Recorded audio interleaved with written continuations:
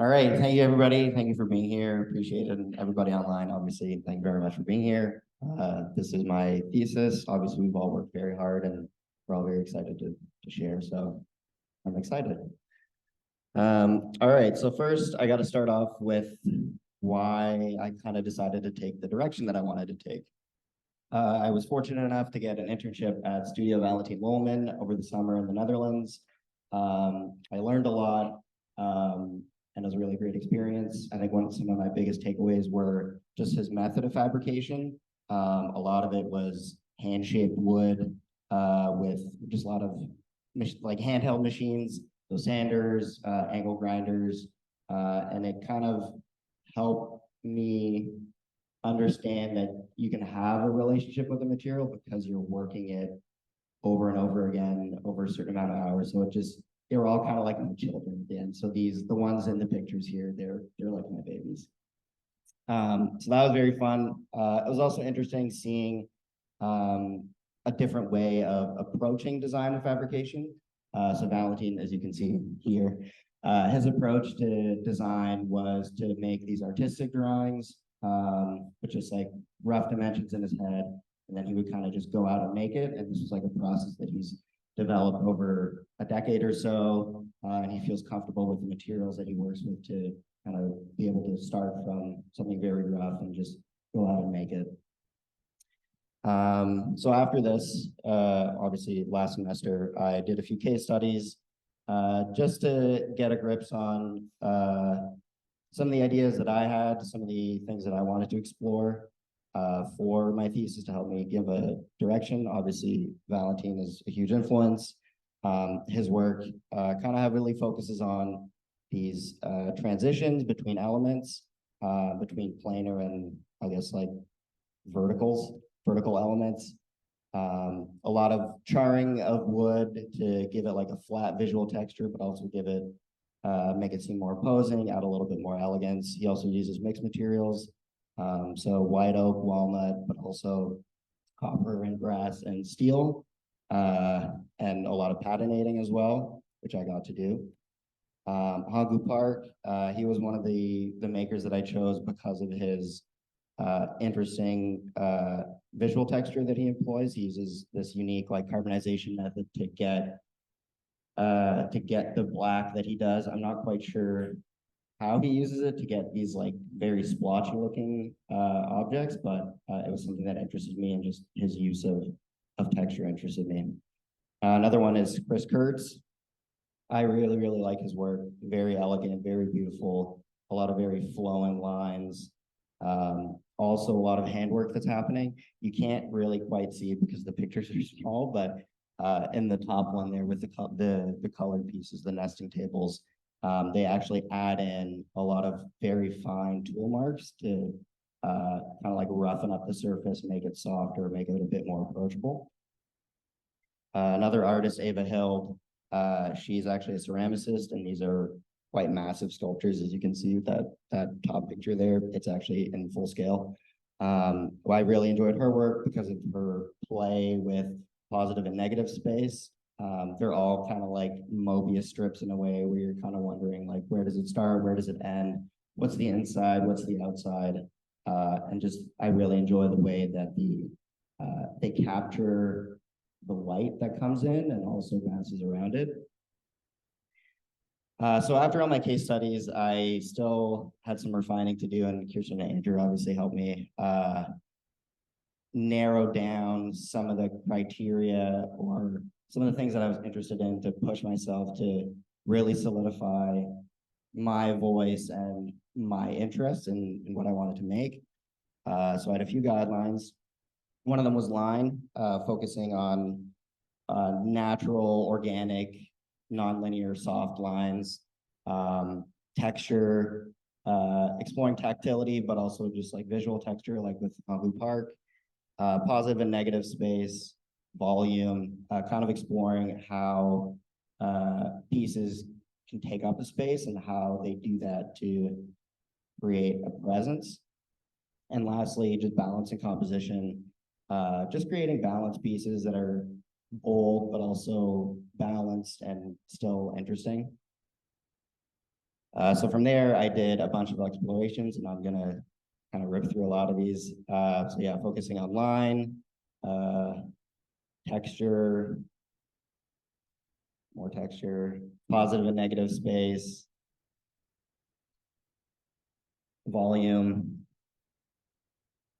and balance and composition. So most of these I wouldn't really come back to. The only two that really stood out for me are is this piece here, the club looking thing, and this piece here. So after my explorations, I made some pieces last semester. One of them being George. George is over here. George was my first piece that I made, and it kind of came out as like a spur of the moment thing. I had the rough idea from the exploration that I made, and I had this big timber, and I drew it out quickly on SolidWorks, and I just went for it, and I enjoyed making it, and it came out really well, and Kirsten and Andrew felt really positively about it, so that encouraged me to consider this as an option for my thesis. And then I made my low stool, which I liked, but it was very much two different ideas trying to desperately hold on to each other, and wasn't really successful as a cohesive piece, but it was my first go at kind of taking what I had done over the summer and making my own pieces. After that came George Jr., who's not here, but actually came out of the cutout from George. And it was just like another exploration, kind of like a different sort of challenge than George, just exploring some of my aesthetic values. And then came Bernice, who's also not here. And Bernice was also just like a different approach at understanding what had worked for George and kind of re-engaging with what I had enjoyed about it. I don't think it was quite as successful as George. She's a bit disorganized and chaotic. And I didn't quite get what I wanted out of it because I didn't come out of it really understanding why George was successful, but I had fun making it either way. So, all right, now to my thesis. So it's called Progenitor, and the reason why it's called Progenitor is because a progenitor is a person or thing from which a person, animal, or plant is descended or originates, an ancestor or parent. And the reason why I called it this is because these are all my children. So the pieces tell the story of transformation of the material as well as a symbolic transformation. What once was a tree with soft and organic lines has become rectilinear through the milling process and has been renatured with the reintroduction of soft lines through my sculpting. Symbolically, the pieces represent the process of transformation through each element and between them. The contrasting line qualities of the profile of each piece against the soft lines of the profiles of the recesses represent a transition from rigidity to fluidity. The contrasting treatment of the wood between the natural wood and the darkened recesses represents the transition between certainty and obscurity, known and unknown, and the rough texture of the recesses serves to further make the distinction between the two spaces. The recesses themselves serve two purposes, the first being to be open and to take in what exists outside of it, the second being to draw the eye towards the holes, which represent the journey through the obscurity within each piece. The holes pass through each piece fully to show optimism through this process of change, and they're all given names to solidify my personal relationship with them, to help the viewer identify with each piece and their unique characteristics, and to more easily relate to the symbolism that they contain. And these are the rules that I followed to achieve each piece. The pieces had to be rectilinear to maintain their profile, even though I could carve into them a little bit, you still had to have the suggestion of this rectilinear profile. A hole had to be drilled. The recesses had to be centered or incorporated the hole to guide the eye. Recesses can connect to each other, but can't interfere with the functional space of each piece. And the reason for that being was that I didn't want them to be art objects. I still wanted them to be functional. once you start interfering with the functional space, I just felt that it didn't achieve the goal that I wanted, which was to give people the option to incorporate these objects into their lives and not just be pieces to look at and enjoy. The recesses can only be circular or a linear element that isn't contained within the given face of a piece. Like I said before, this is to draw in from outside of the piece. The recesses had to be burned, wire brushed, and finished with black Osmo. They had to have work with the natural imperfections. So a lot of these actually were rotted in a lot of places, and those had to be worked into. And lastly, a piece couldn't be made from multiple pieces of wood. If a piece was laminated, it had to be from the same beam to preserve the sanctity of the material that I was receiving. And that's it. That's my presentation. Thank you.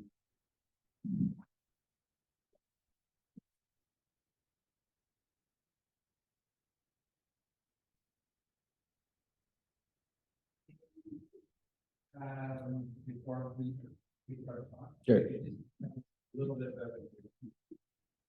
Sure. And another. Yeah, quite happy. Sure. What's mine? Right. No, I thought you were gonna finish that sentence. Okay.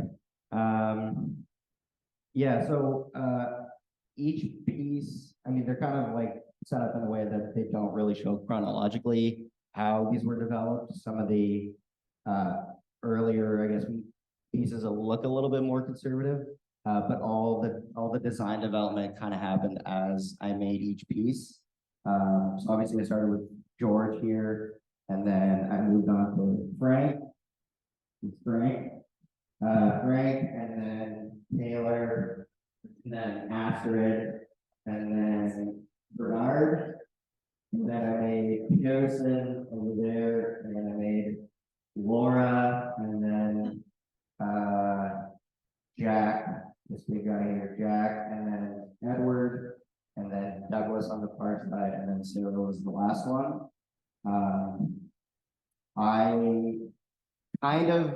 The rules that I made weren't quite crystallized and formalized until I had made maybe like 5 or 6 of them. But it was just something that I had felt, and I knew there were things that I could and couldn't do. But like I said, I hadn't quite verbalized them to Kirsten and Andrew's maybe not dismay, but displeasure. So they were all developed in like a unique way, I guess, but I tried to balance them out as I kind of went along as much as possible, but also to explore and push the narrative that I had to see what I could make, because obviously having like making the same piece over and over again, I felt would be really boring, not just for me to make, but for the viewers to look at and engage with. And yeah, I don't know, I had a great time making these, so I'm really happy with how they came out, and yeah, I'm happy that I get to share these. Is one more successful than, or some more successful? Yeah, I don't know if some of them are more or less successful. I think they all fall within the narrative and the rules that I've created for myself. So in that sense, they are all successful. But I think for sure some of them are more interesting than others. And I think the ones that I made later, I like more because I felt more confident in their design, because I had a better idea of what I was actually trying to do.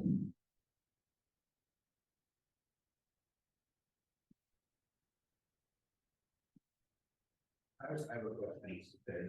Yeah.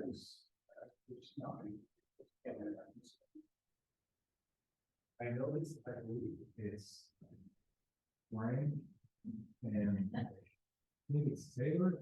That's all on, yeah. Yeah.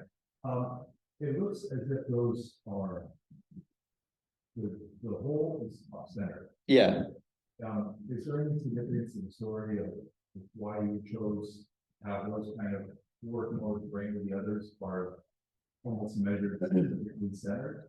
Yeah, so it's all reclaimed material. The first 5 were actually all from this factory in North Carolina. So those 2 pieces already had these holes in them.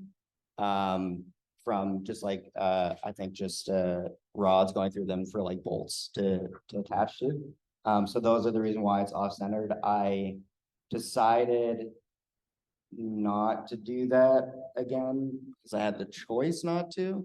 I think managing something that was off-centered or like off-center wasn't something that interested me in actively pursuing, more so if that was what I was given, then that's what I had to respect.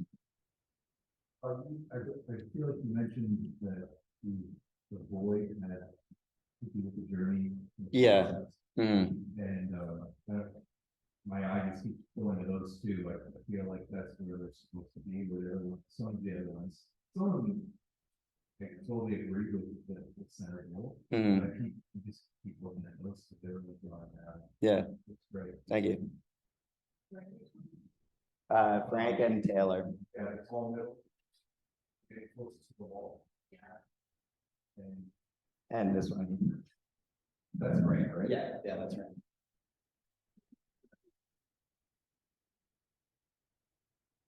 Daniel, it's great to see all this work. Obviously, been super productive over the last couple of months. Yeah. I've got some comments on it.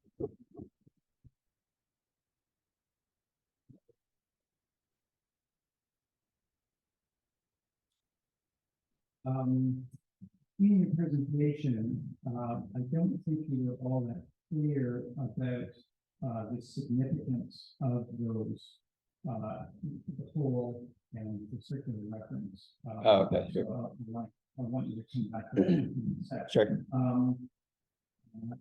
think you talked about the line quality and by creating that line quality as a demarcation between the charred and uncharred area, you created a really interesting way of sort of drawing 3-dimensional, which I think really was the goal of the project. So I think that has worked really nicely. Thank you.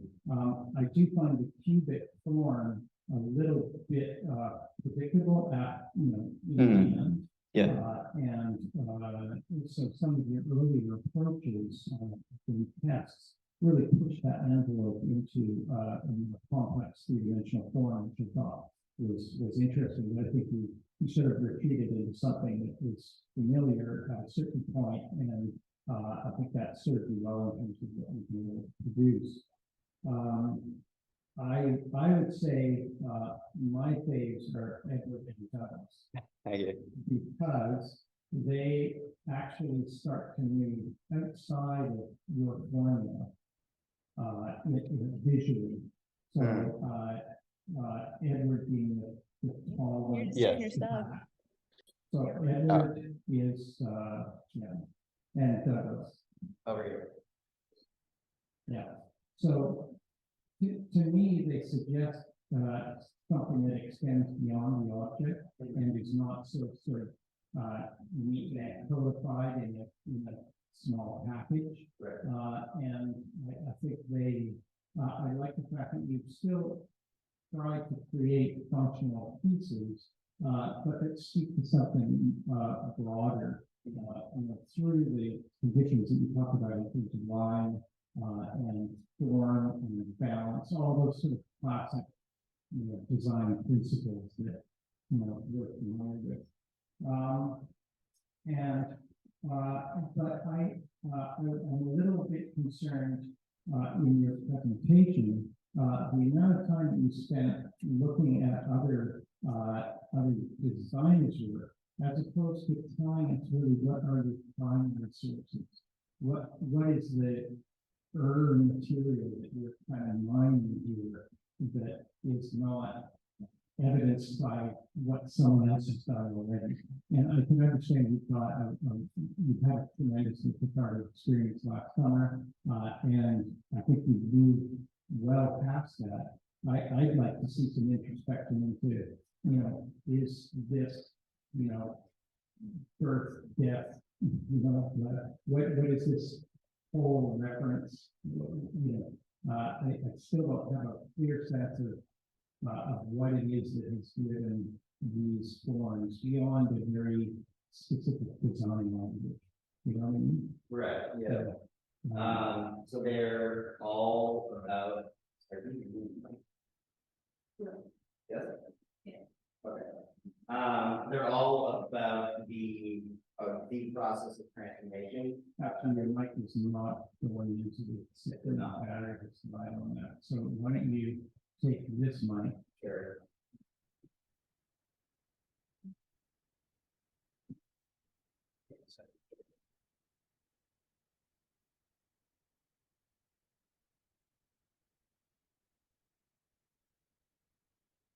Can you hear me? Great. Yeah, okay, so, they're all, representing the process of transformation, and that's done through, the elements themselves, but also through the contrast of the different elements. So to me, the reason why they all have these rectilinear profiles is to have a, rigid and known structure. Known will make sense in the next step, but a rigid structure kind of representing like our outer selves in a way, or just who we are at any given moment. And then the recesses are like a transitional space, not only visually, because obviously with the wood you can see the grain, but with the recesses they're darkened to represent like an obscurity. So you're going from a known to an unknown, and then the profiles, the change of profiles, so the change between these rigid rectilinear lines to soft, more organic lines is also a representation of that change between known and unknown, and rigidity and fluidity. And then the holes represent essentially the journey itself through the process and then out onto the other side. Does that explain your question, I guess? Yeah. Okay. Great. You guys want this back? That's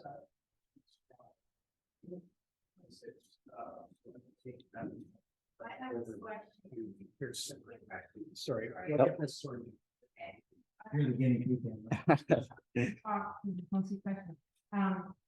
Now I just forgot my question. Are these objects supposed to be three-dimensional? Because you presented them very two-dimensional, like you're supposed to be looking at them. They are, in that sense, they're not three-dimensional. They're not three-dimensional because of what the holes represent. It's like a linear path. So no, they're not, in that sense, they're not three-dimensional. They're just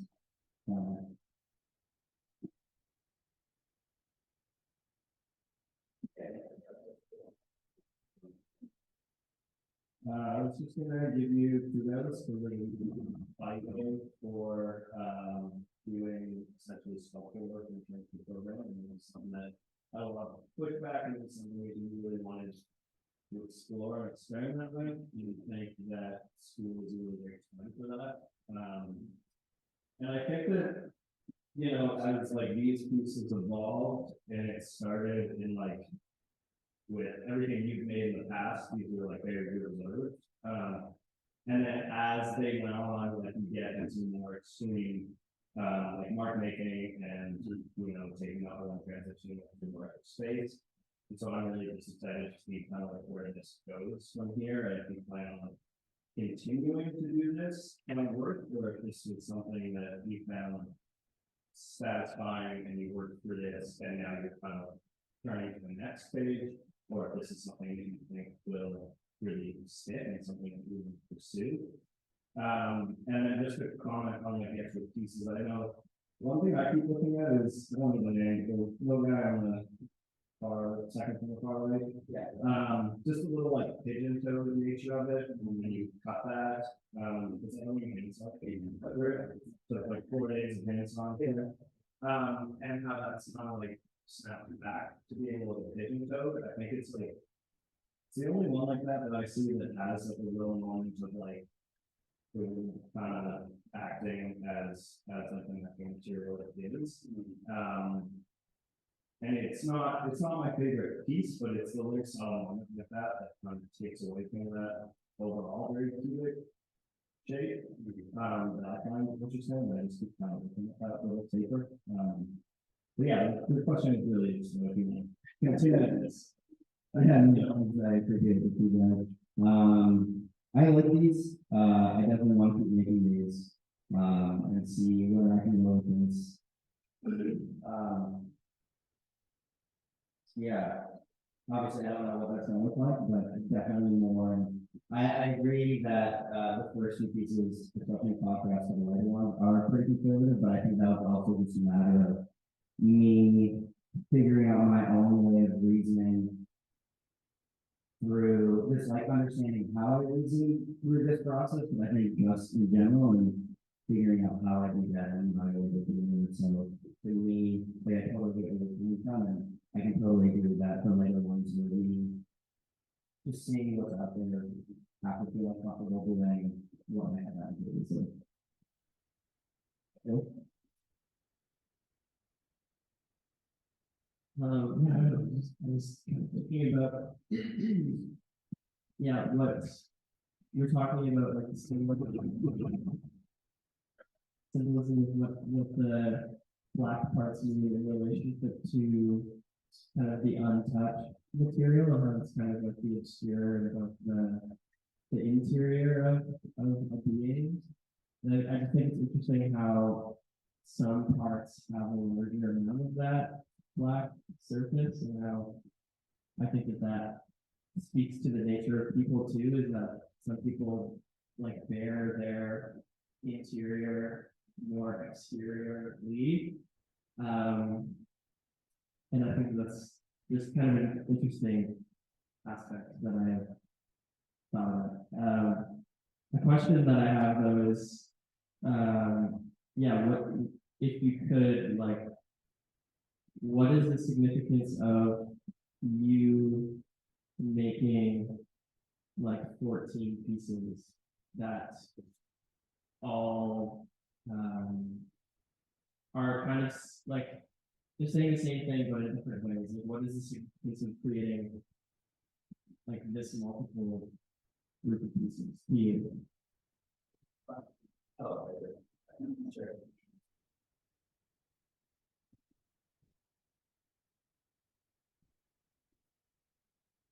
Okay.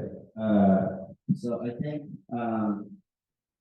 the significance of coming back to the same theme for these multiple pieces, I think the reason for it is because each piece is unique, each piece of wood is unique. And I think that also ties into part of the reason why I named that is that they are all their own person, and that each person is different, and each person, like you said, like expressing themselves differently and focusing themselves on different ways. And it's there's no reason behind the numbers. Most of this that tie into individual identities. Identify more strongly with pieces of knowledge.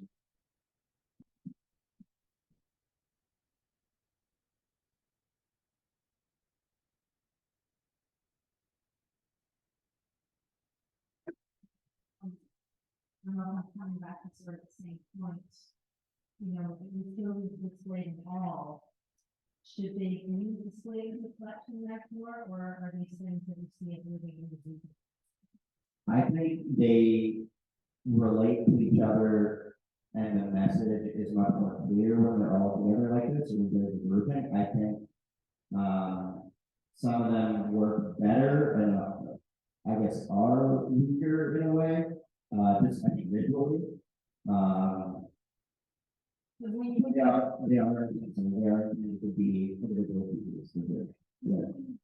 display them together, of course, you ask the viewer whether it's intentional or not to compare. And so, for example, I can't help but to see that most of them are rather two-dimensional, or they're passing simply through one plane. And then when you have George, the original one there, from my viewpoint, George original resurrection object, which is also kind of on the side. So it feels very different. As his name and instead of expanding, where most of them are feeling more uncertain.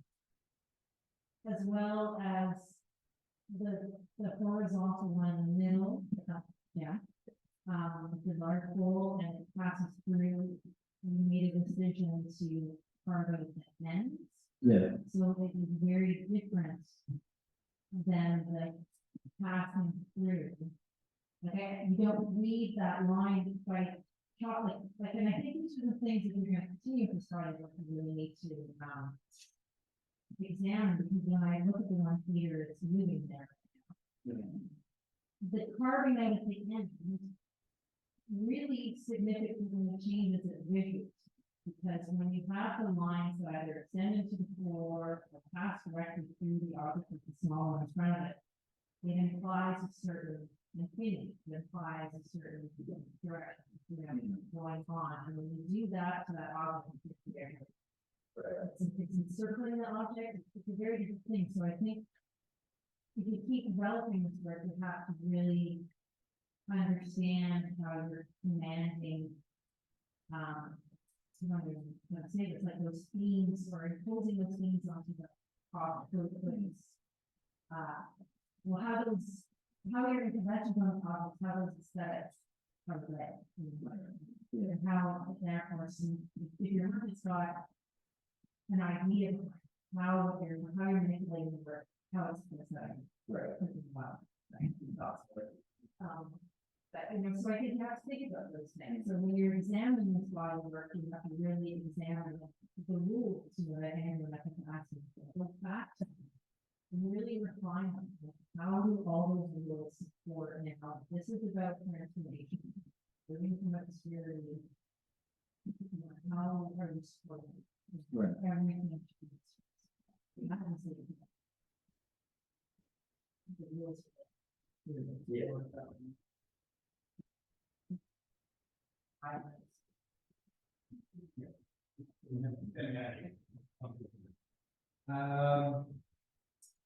It's, your project has come a long way since the start.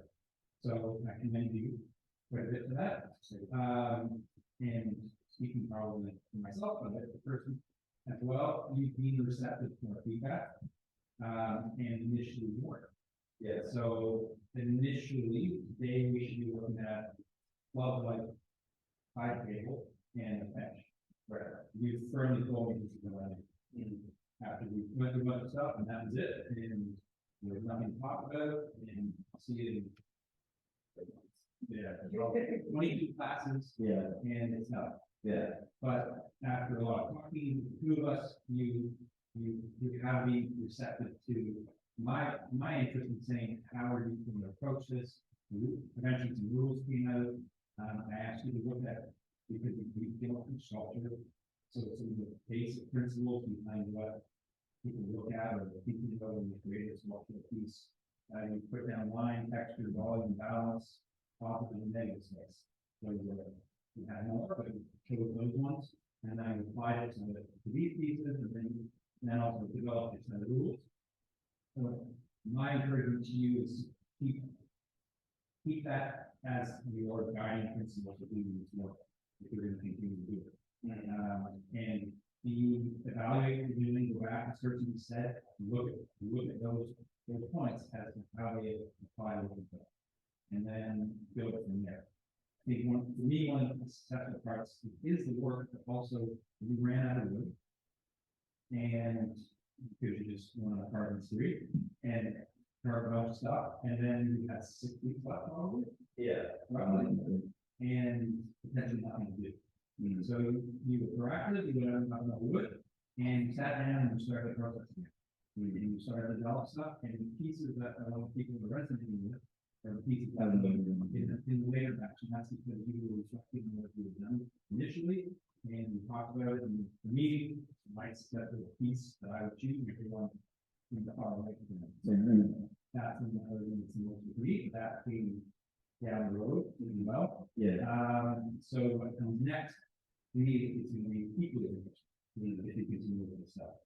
We need this kind of work. Yeah. So just keep that, to keep that, I hope we can take that away from this year. Yeah. That was for me, my guiding thing to do, having to do this steps. Yeah. And incidentally, not incidentally, we have spoken very well from the starting with it. And that was another challenge that I know you've been working on quite a bit, is to have clearly Peter drew out a bit, he asked, and you answered really clearly. And that's the issue, issue have.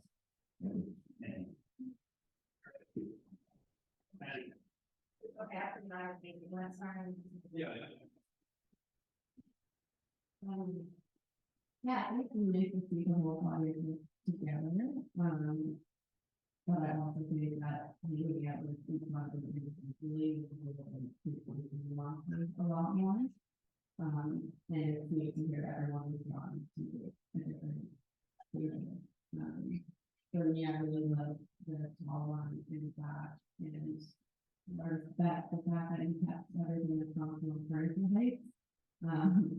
I don't want, I'm not drawn to it for that reason. I don't want to make off on it. I see it more, your part can have something to do to be more intangible, and that small one, it's long to meet up with, and the room, maybe up against, and it serves that type of purpose, like, we even have, like, the Henry wants to help her, they used to be in front of the ADO, and see kids coming on it, and just interacting with it, and that's not, I think that is a really great thing that sculpture can provide, and I'm drawn to that small one for that reason.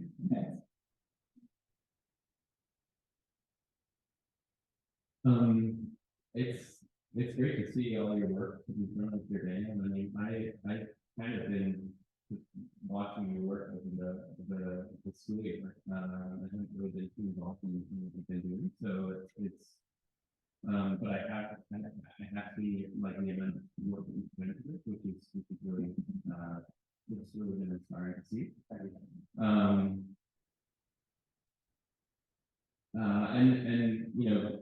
I'll echo what Kirsten and Kirsten was saying around in terms of how you present things here today. I think that you've done a great job of that.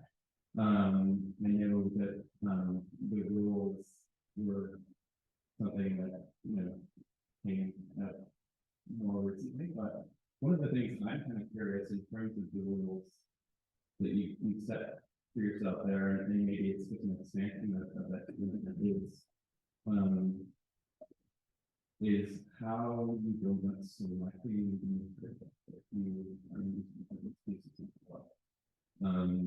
and I don't know if you can respond to that. Yeah. I can't really answer that because the choices that I was given the two times that I went to get material, I was just kind of looking at size and how much it was actually usable, because especially the first time I went to get the real factory, a lot of the pieces that I saw were really rotten and just not usable for what I wanted. And then the second time, kind of the same thing, just like I was really more thinking about seeing just like what I could be doing. I think as I make more of these, that I think the way that I'll approach it is different, but I think that decision will happen when I get to see material and have an idea of what I want to do. Yeah. Great. Thank you.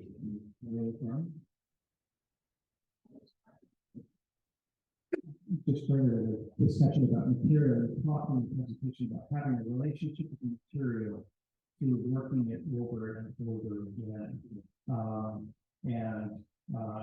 I think the next stage of this development probably will take me to that point where you have maybe a more intimate relationship with it than you express it now, because you're kind of using it, whatever the maximum amount of material you could get, and then working with that. I think the further subtleties with time as you start to have that feedback loop of the process you've developed and the result, and then that takes you to that next exploration. And I think if you have the opportunity to go to New York City, go to Queens, to it's in the Medici Museum, it would be a really transformative experience for you, because to me, that is Medici would be the granddaddy of the work that you were trying to achieve, and your man, Norman, from last year will pale in comparison when you said what that is. So put that out.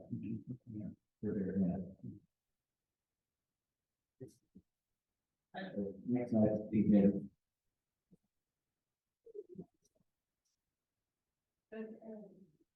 Hi everyone. I'm excited to be here and be able to showcase my work and my whole thought process of creating this collection. So the name of my collection is just the Haru collection. Haru is the Japanese word for spring. I find it appropriate that since our critique is happening during spring, I thought maybe having a collection that evolves around the theme of having spring.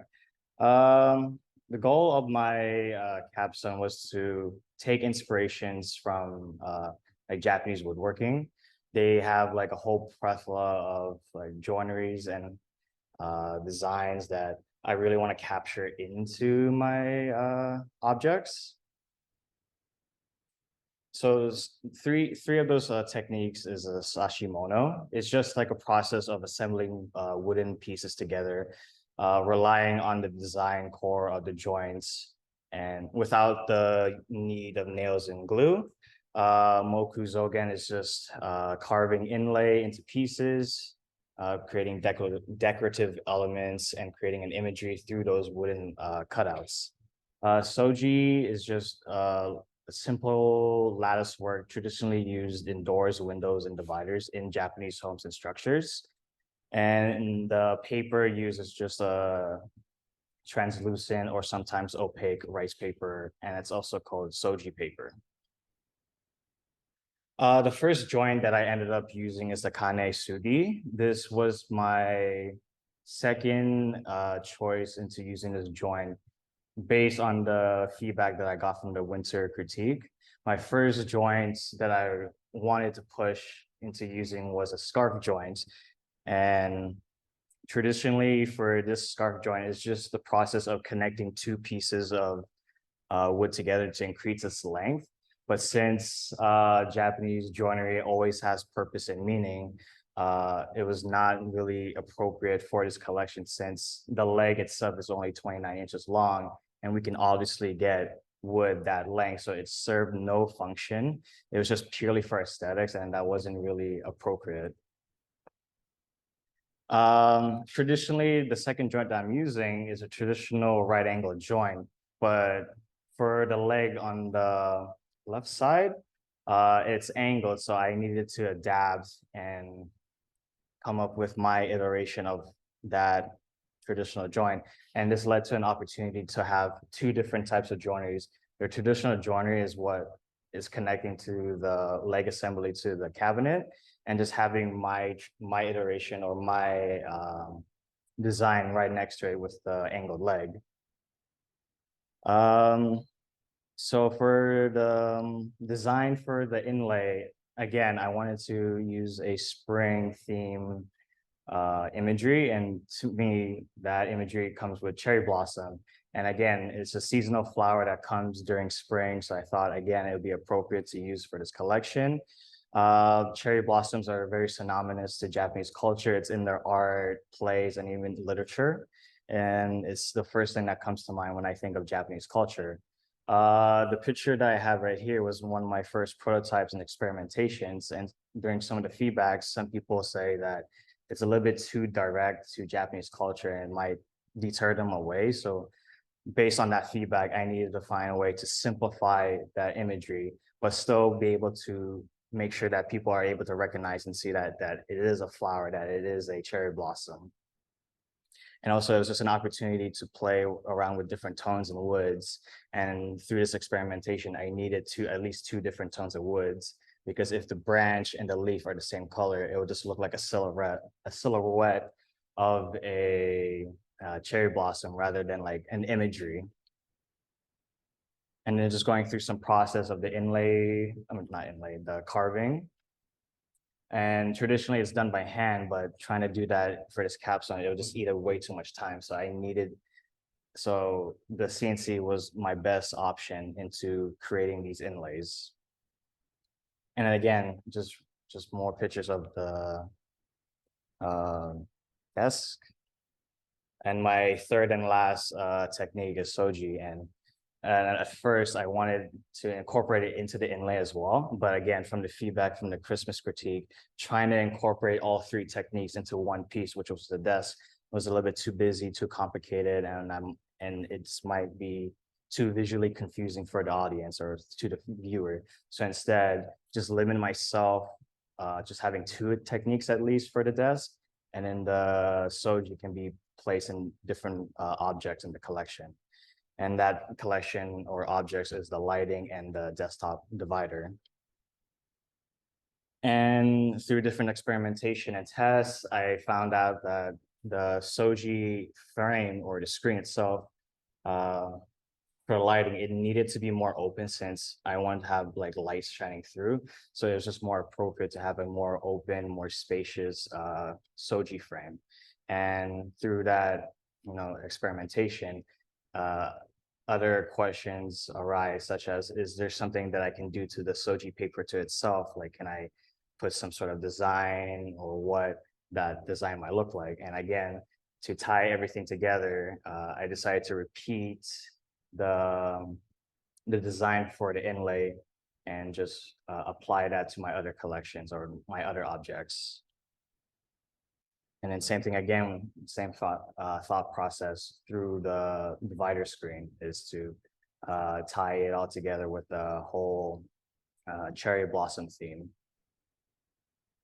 Some designers that really that I took inspiration from is Nato Fukasawa, to his approach about the form of his pieces, and how simple is not just a design, but when it's combined with function, it creates a harmonious form that becomes minimalism.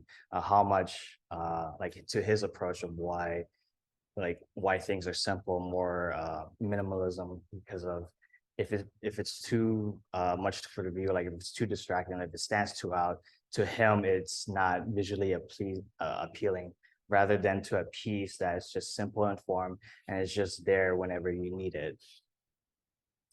George Nakashima is my second designer inspiration, about his approach to the actual qualities of the materials and how it's up to the skills of the craftsman to look into certain natural qualities of each board and utilizing those qualities into creating a beautiful piece.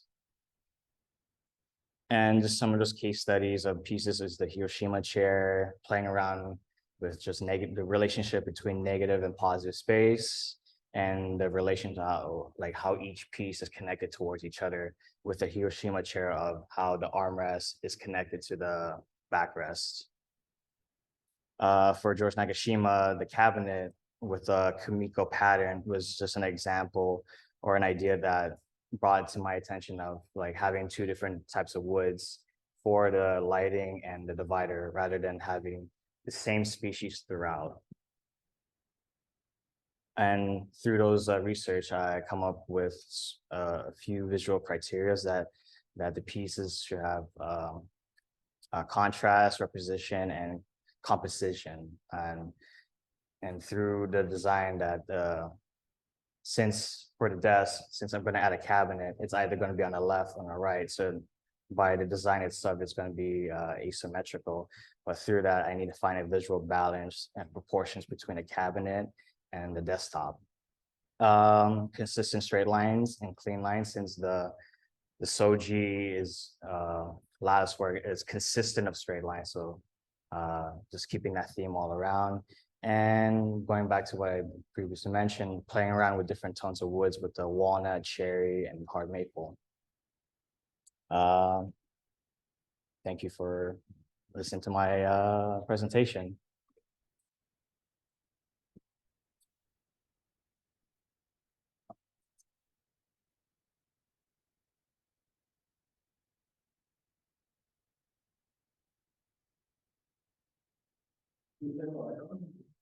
Yes, sir.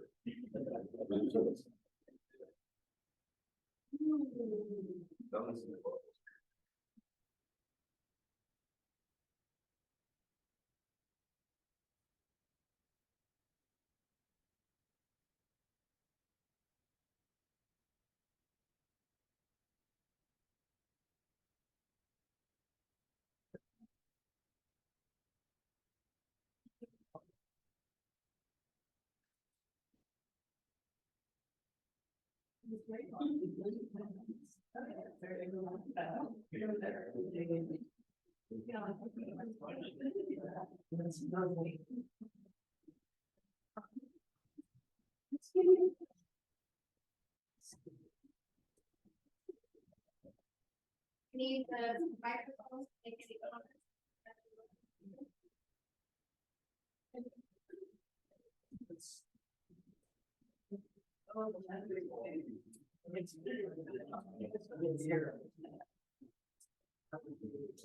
So, if anyone has, comments as we're looking, we got a bit of a feeding frenzy over here, and it's awesome. It's, I was interested to hear you talk about one of your influences being out of Fukusawa. And I think it would be really hard to make that judgment looking at what we are looking at here, just because the structure that you follow has such a rectilinear and angular form.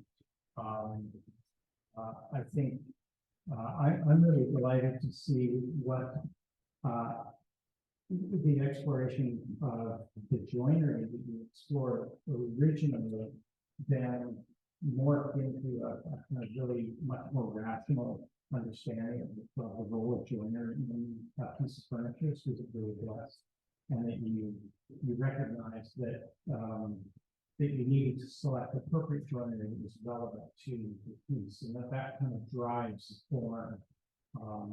So the thing about Fukusawa's work is there is no visible joinery, right? All those forms kind of flow into each other in a way. So and there's certainly nothing wrong with respecting what Fukusawa does and really admiring it. I wouldn't say it has a direct influence on the collection that you put together. I've got to say, from a seated position, you're not aware of this magical flowing of the inlay that kind of cascades over top of the piece. And I really, when you initially proposed it 6 months ago or so, it's hard to visualize how that would fall, but it has a very lyrical and beautiful quality, the way that it, especially from my viewpoint right here, where it kind of cascades across the top and down the case. I think there's always going to be real challenges trying to take that decorative impulse and marry it with a form that does it justice and doesn't get in the way of the visual beauty. And I think we've chosen very rectilinear forms as a good canvas for that. So I think that's really great. As always, your execution is really flawless. You've really worked hard and to achieve that. I still have a problem with the hardware that you're showing through the doors. You know, it's this effortless thing, but it also has it's jarring against the incredible care and precision included in everything else. And if anything, I would really just try to acknowledge the place for, you know, beautiful traditional slide mechanisms, even in areas where you don't see them. So the hardware functions, even though, you know, you can't really see it. But and that's a conversation we've had. So, Yeah, my thought process, I think it's my favorite was with the slides, I don't know on the sides of the golf courses, if I did a traditional wooden slides. To me, this is a personal preference. I don't like seeing it. I don't like seeing that on the boxes, so there's slots and stuff. Yeah, it was just personal preference. And again, I just love the effortless smooth action of doing part of this. yeah, but if you have that respect for that Japanese craft, you would make that effortlessly as a wood on wood connection through a deep dive into what that means. So that's, you know, I think it's, don't take a shortcut. And you of all people, I know never takes a shortcut. So that's the only conundrum, but it's the other question I have is really about the kind of balance here on the light, and you showed you have here, and you've chosen to do something very symmetrical on this piece. It is the symmetry is broken by the pattern. I think these are 5 pieces of paper. It's fine. So it's digital cut vinyl. It's a big cut of vinyl and stick it on. Right. In the traditional digitally cut vinyl, Japanese from the Edo. Yeah, it's But regardless of how it's achieved, I mean, I think there's a really nice connection there. And I think the formal balanced nature works up with you, but I really like the plot set than explore with the land.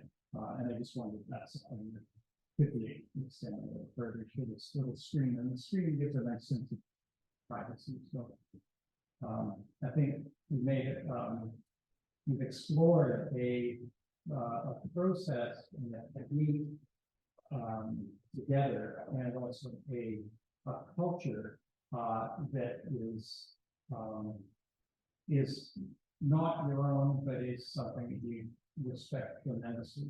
So I think it's always going to be a challenge dealing with those issues of appropriation, and I'm sure that, you know, Kirsten and Andrew talked later on about that and why the hell, you know, and accepting the Japanese work, but what you've achieved through the sheer force of your skill and will and reflection comes up with a very nice collection of pieces. So I won't talk any further, but the issue of how appropriate it is for you to be doing this work, because that's something that is a foregone conclusion from a long time ago. But what we have achieved is really really big. Yeah. Thank you.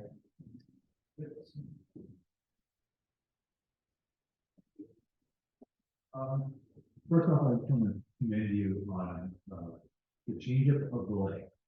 And I remember 6 months ago you were very attached to that idea, and I know what it's like being attached to an idea, and it's not easy. And I think you executed it very well, and I think this table is much more balanced. You're still able to show your joinery skills, and I think that is a really smart approach on the joinery there. I think it's really good. It's very adaptive and well crafted, and overall brain selection and everything, where it's all put together is really nice.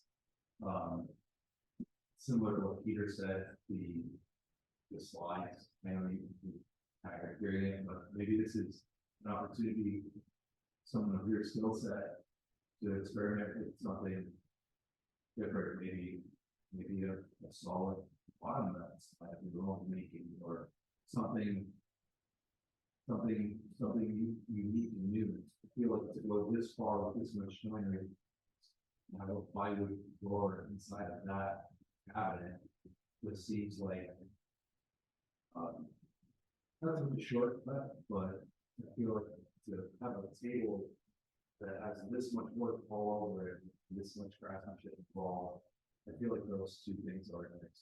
But I like to screen a lot, and I don't mind vinyl.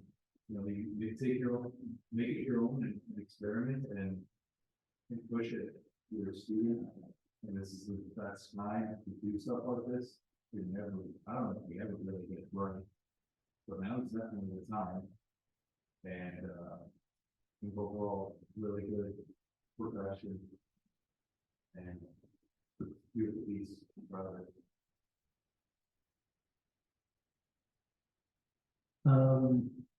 I think something that I see in this piece is that it's a mix of your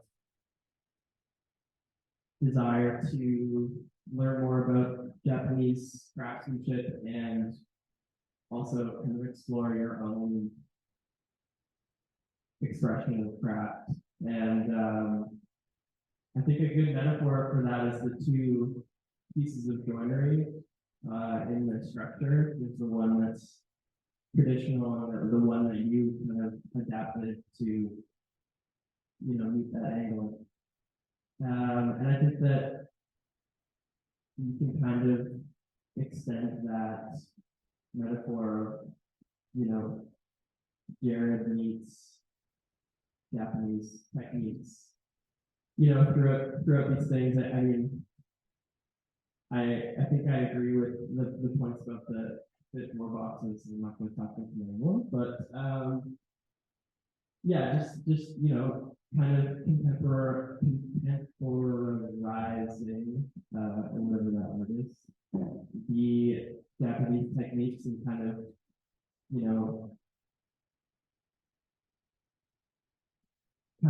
using the tools that are available to you to make work and craftsmanship at this level more attainable for our economy, through more modern tools, so SCC and vinyl cutting. I think that,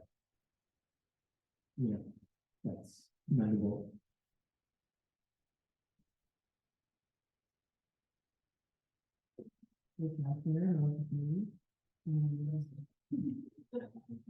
Yeah, I also really was excited to hear of the two pieces of joinery and the left and right side. So if you just keep your head down, it's really nice to me. I don't really know how to do it. Learning modification is really nice, and then you just kind of push you to explore some type of new joinery that you would actually like to. I just think it's something probably would be well. I was wondering, I guess from the beginning of the video, that one you the desk, and why was it the desk and the version one that you chose? This goes back to theory when we were in my project, and then Eli and I were assigned to during the whole fabrication process. I got good attached to it, but in this part working for me, we had to do with these. I would never see it again. So it's an opportunity for this capstone. I'm going to make a desk coming from me, and whoever design for designer is sort of. So to me, the desk has a good opportunity of big canvas to express myself. I think it's a really nice way to show a lot of this film.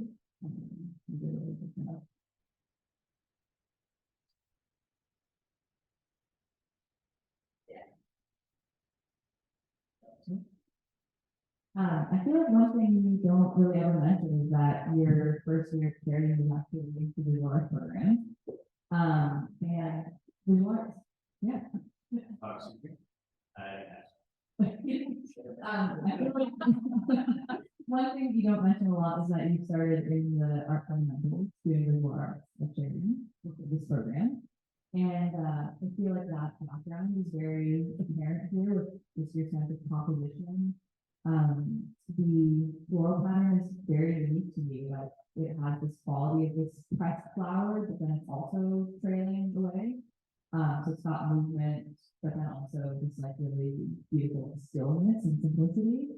And I think it's extremely artistic. And I was wondering if you feel like that will continue in your work? Like, do you feel like you enjoy using imagery, or was this truly just like I love the cherry blossom looks, I want to explore this for what it is, or do you feel like it's Yeah, which is a surprise, for me, because in the beginning, it was, I wanted to do drawing and a lot of but introducing the whole gameplay aspect and just playing around with imagery and images and through multiple physical panels, it makes me that I'm just kind of enjoy anybody more than me actually making the joints I can. Yeah, it was a surprise. I feel like, and I do want to know more. It was very interesting. And the whole process of the whole inlay since it was just all new to me and interesting. And I do want to consider that into the future iteration.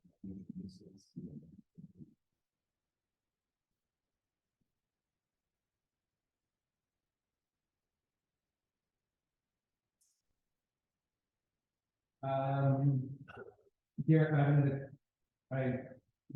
Lucas already said this, but I've never seen your project with the light at all.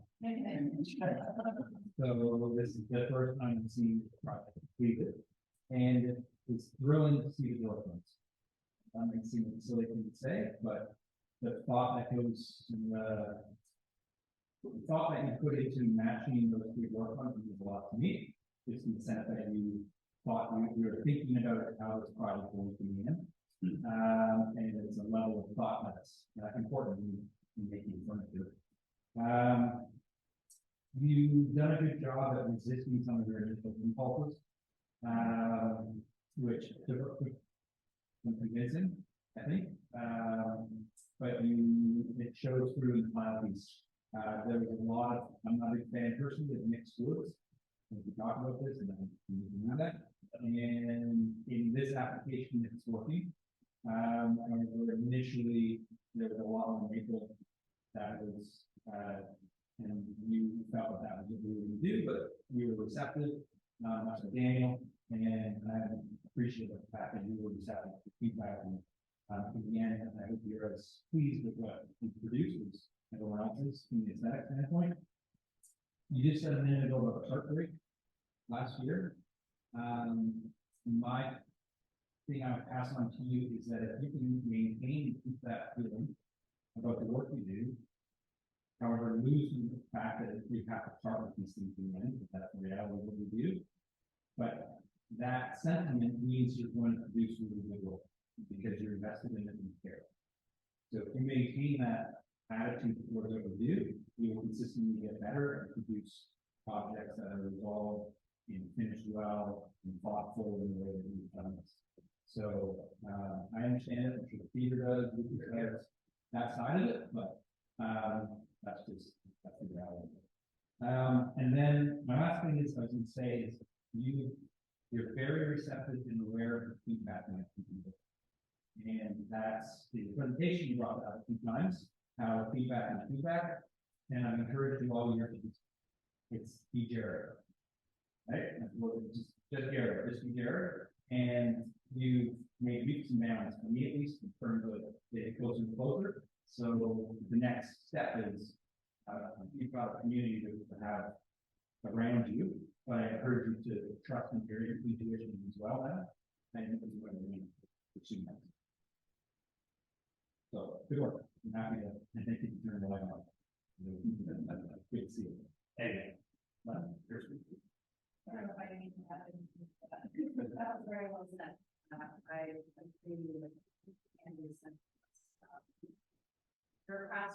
art. And, you know, I don't think your strength is, you know, talking about the philosophies of Kurosawa and stuff, because I don't think whoever really went deep enough to understand it. I think Peter said that very well. And I actually wrote it, you know, this before Peter said it, that when we were describing him, that, you know, the philosophy of Kurosawa, it was in contradiction to what the Peter showed. This is more homage to Japanese literature. And you know, the wars and stuff, but one thing that is really lovely, and I knew we were going to said there at the start, you know, from where I am sitting, I can see the two joining, you know, the joinery and where the promise for maybe the link and interfacing with the desktop, and it's really lovely, you know, it does go back. Except for what's on the desktop, etc. So it's incredibly well done. Do you see these three pieces being used together? That's my initial idea. I do want this to be a bunch. But I mean, I think the steps demands space and room to breathe because it's a beautiful inlay on the top surface. So I would imagine that these other objects are placed maybe within the room, but not on the dust, because I think it's just away from that. And there's been a few comments about the vinyl. You know, when I first saw it, I have to say I didn't want to say anything because, you know, at the time we were really, but I wonder if you were going to pursue that, you're enjoying it in a way, you know, with those feeds in here and be more fitting to the idea of passage. Instead of vinyl, think to me, yes, very well, but it's jarring, and I don't think it's necessary, especially when how they're applied, it's sort of cleaning objects in silhouette, right? So they couldn't simply be, you know, single thing. And that could be something that helps you to explore. So, anyway, but well done, great.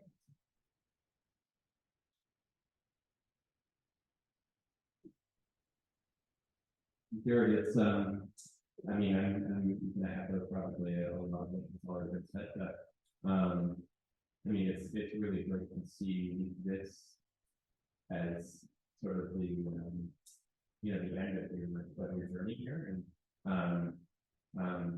you know, what folks have already expressed. You just, you know, your making skills are really small, and that is your strength, and I think you recognize that. And I think that what is really successful here is that you started to kind of move beyond, like, draw inspiration from you know, Japanese joinery here, but you have been able to adapt that within these pieces, and I think that is you know, just great to see in terms of what you're doing in the project here. So the way that you incorporated the CNC here, I mean, even the way, you know, maybe it's not the best solution, but the way that you use file here to create the imagery in the Sophie highlights here, you know, is adapting and innovating in your own way. So I think that's great to see. Yeah, I mean, create some stunning pieces here. It's a really great way to cap off your journey. Great work. Thank you. I can't read Andrew's comment, unappreciated by everyone in this room, because it is about investment. And if you've shown anything over the last 4 years, it's been a tremendous investment in everything that you have made. And regardless of what your intention is, that that investment and that desire to just personally not let anything go that your hand has touched without being completely convinced of its level of craft. Like you had to be satisfied. So you're not actually being driven by external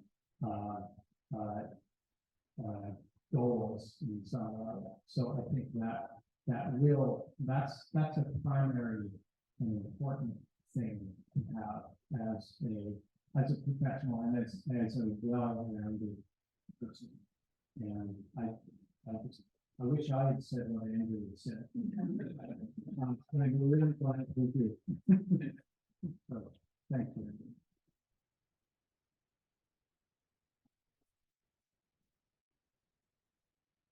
Yeah, so this is my project that I'm calling Quiet Resistance. And it's my proposed solution to finding a balance between virtual life and real life. So I'm going to start by kind of defining what virtual life means to me, because it's kind of a loaded term for me at this point. It's not our phones, it's not our computers, it's more about the person that we create on the other side of those pieces of technology through things like social media and virtual reality and kind of digital communication in general. Yeah. And so my approach to this through craft is to create a collection of furniture pieces that act as a catalyst to connecting us with real life through the real life values of nature, relationships, imperfection, and stillness. And these values are things that I kind of spend a lot of time thinking about, and I wanted to figure out what is unique about real life, and and how things that cannot be replicated in the virtual world. So in nature, I see the beauty of its unforced power and the intricacy of ecosystems, and how nature is persistent in that when natural disasters and when everything that us humans put nature through, it persists and it adapts and evolves. In stillness, I see the importance of being focused on something, spending time, paying attention to little things, and being content with little and being grateful for the most basic things. I also see the value of imperfection, which I think is seen through the stories and scars that every person has, that kind of create who we are as people. The things that happen to us that just are formational. And I see the importance of humility in acknowledging that we are imperfect. And through relationships, I see how important it is to understand despite differences and the depth of real life relationships. And I find that all of these things are unique to real life and are kind of hard to find in virtual life. So my first real major physical kind of realization in this project, a point of inspiration for me was just staring into material and kind of seeing the depth of it. It's not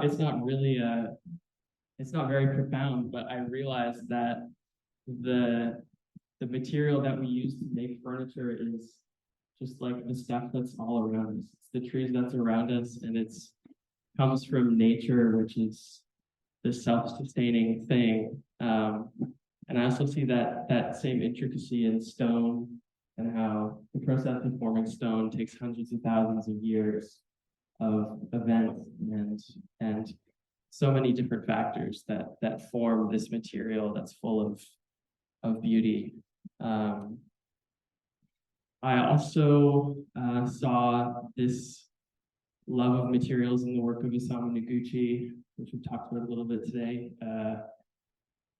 and how he really saw the spirituality of material and how within material there is a material kind of has a will of its own that it wants, and it's kind of our job as makers to bring that being into existence in a way. And I kind of explored this through ancillary studies, which you can see some of up here, just kind of exploring ways that I could look at a piece of material, see the imperfections, and form the material in a way that highlighted those imperfections and nuances and idiosyncrasies. Another major pillar for my understanding was the idea of a visual language, when I kind of was looking at a lot of Donald Judd's work for this, and through Donald Judd's work, I was able to see how through form and material, you can form metaphors that can be accessed when people spend time with the work. And I think that this kind of visual language thing is really strengthened in the context of a collection or a body of work, you know, more than just one piece. So this kind of brings me into developing furniture pieces. So I kind of started with a chair. I think it was important for me to start with a chair in my time of designing because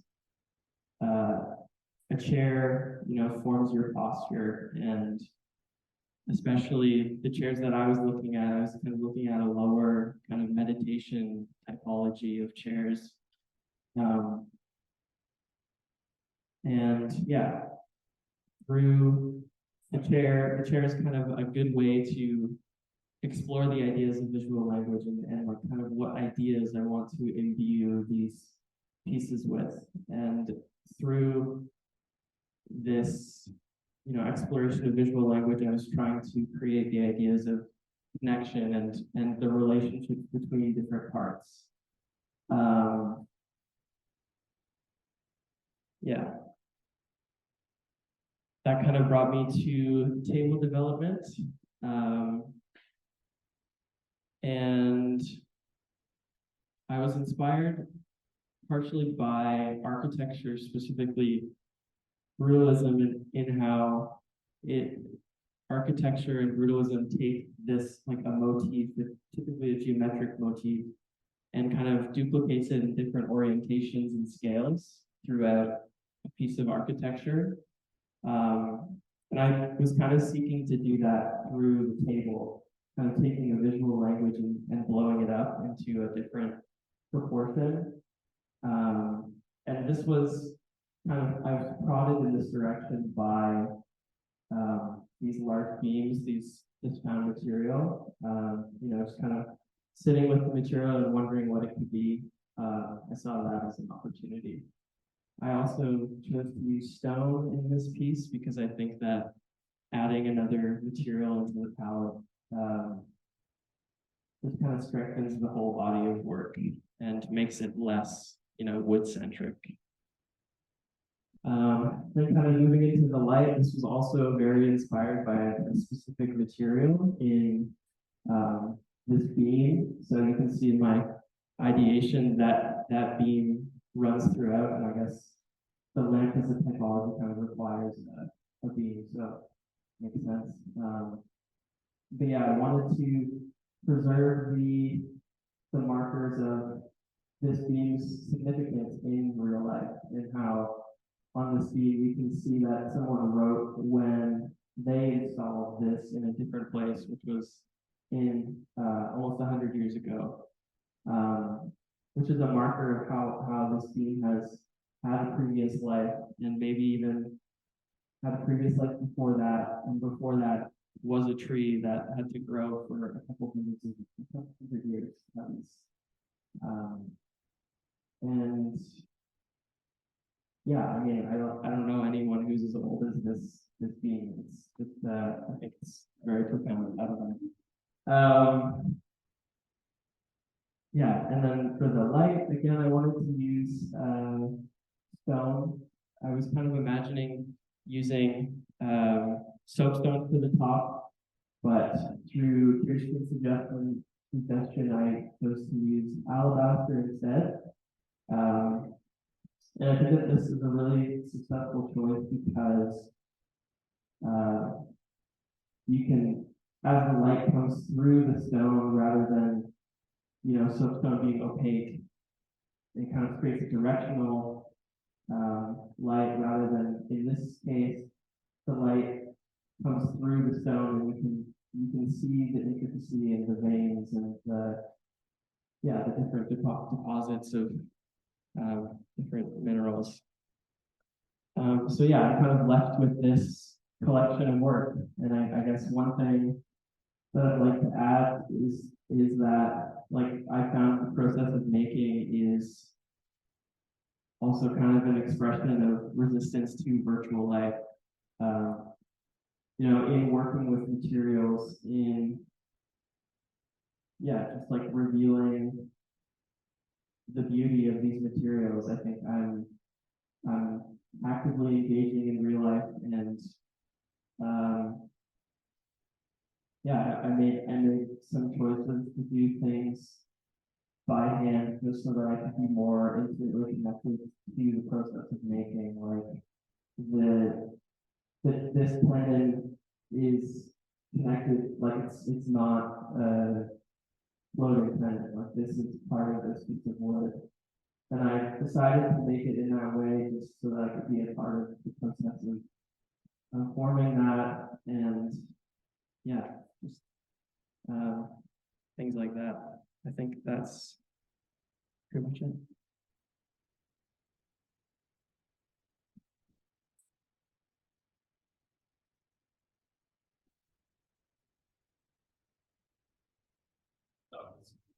Oh yeah. Go for it. Oh yeah, please do. Please do. Yeah.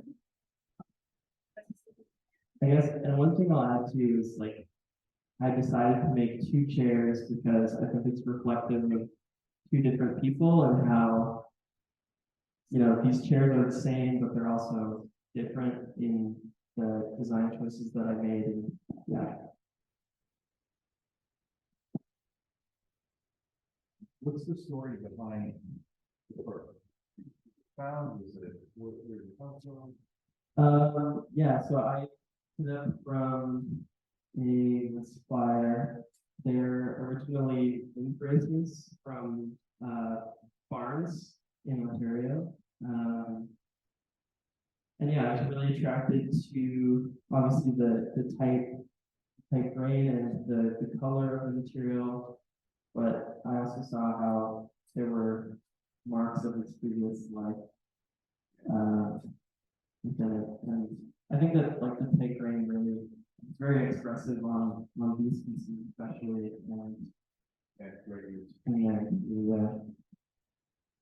Was that always the goal, was to find a reclaimed lumber, or is it kind of dimensionally what you needed to achieve this design, or is that always part of the design process? I think that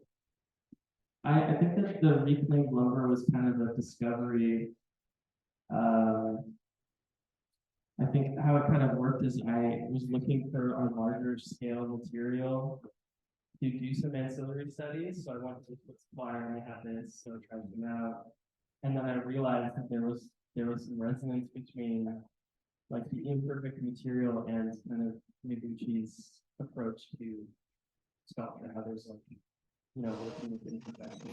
The story of the material, I guess. Yeah. I think it works great for this application. I feel like almost over refining it, almost pretty negative in this sort of design. I appreciate the imperfections in this design.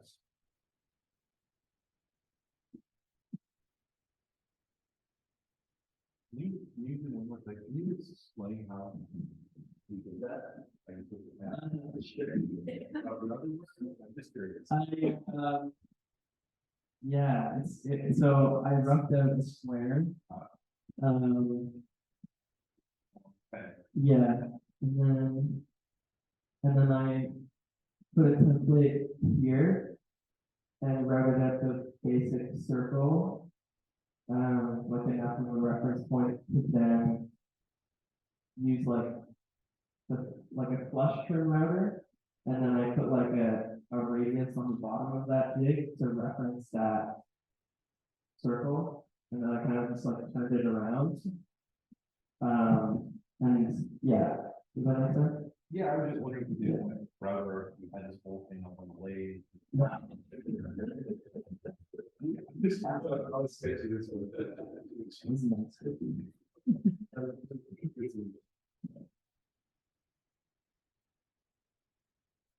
Yeah, it's a great collection of work. I mean, really should be really proud of what we produce here.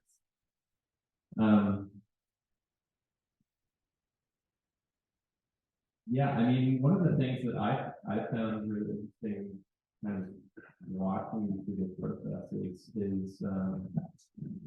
like the studies that you created, and then moving beyond those studies and starting to see how those forms that we were working with, how they like interacted with them. I think is, I mean, what we're ultimately seeing here in front of us right now. But that's just been a really nice process to kind of see from yeah. Not like that much more than I did, Just getting back to the first principle about your project being that tension between virtual and real life. And you come back to the time frame of materials, the time frame that it took for these materials to be present in your life so you could engage with them in some way. And I think you've done that with a tremendous amount of respect. In part, I think Simon suggests of all of the sort of tests and explorations that you've done up to this point, and it's going some interesting through. I think you talk about perfection being something that wasn't potentially part of real life. And it made me sort of start to think a little bit about how we present even our imperfect moments become perfect in kind of social media driven context when it goes to the other divide of the virtual life. When it's presented in on a screen, it becomes captured almost as perfect no matter what, because it's the medium that generates its perfection. So I think it's an interesting challenge. I didn't really understand what we're trying to do until today. So I'm really appreciating the fact that you've come up with these objects that have evidence of their history, and that you've given respect to the time required for these materials to come together. Because when I look at the sort of 400 years of growth in evidence on the top of that log, it's kind of terrifying, and humbling in many respects. But what interests me also is that the visual qualities of the furniture you've designed, to me, the chairs have a very 1970s kind of informal design quality. And the lamp, to me, feels like something that would be in a Scarpa interior from 1950. So I wonder how much the success of the design of the chairs and lamp have to do with moving the project forward, because they are mining a design aesthetic from a time that was before the digital world. It's almost like by default, you've succeeded because you've chosen these aesthetics that are prior to our digital experience. But the thing that I think is really interesting is that I can't place this table anywhere other than in your work, because you've chosen to, like Lucas is looking at this training, like I was, that it yields interest on close inspection. Even just something like the curve that you've created below here, where the curve at the base meets the edge there, and it's not happening on this side. So you have that reality there. It's the smallest expenditure, well, not expenditure, but it's a small thing in collecting that to me it's by far most interesting. So yeah, it's very, very successful in convincing me that what we're trying to do is create that balance between work and real life. And the effort in the making, just as what Jared is doing, it's that real-time experience of the physicality that she can post the hell out of it on Instagram, and no one will ever really appreciate it unless they put something moving around and lift it up as I get and found that stone, hey, is loose in there, and that it's, yeah.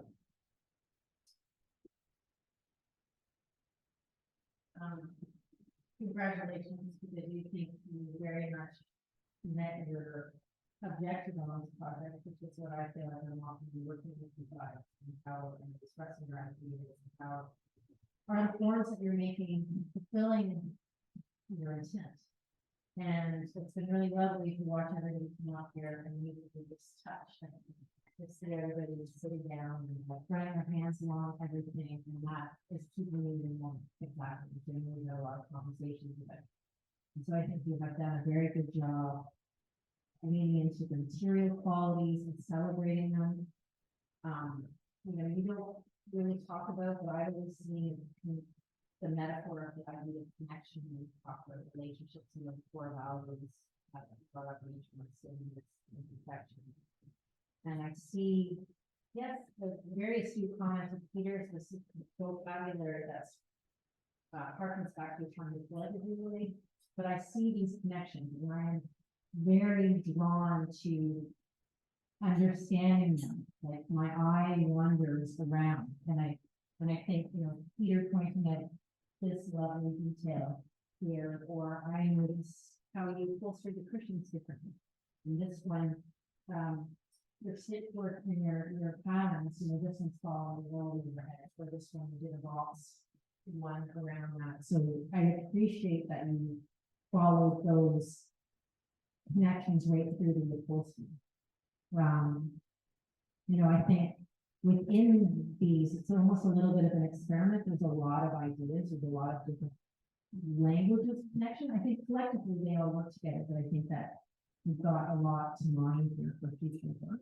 And I know there's more joinery and sample studies, so that it's just fantastic for you. But also maybe like Jared, see very much as a maker at heart. So I think there's a large body of work here to continue to explore. So congratulations on that.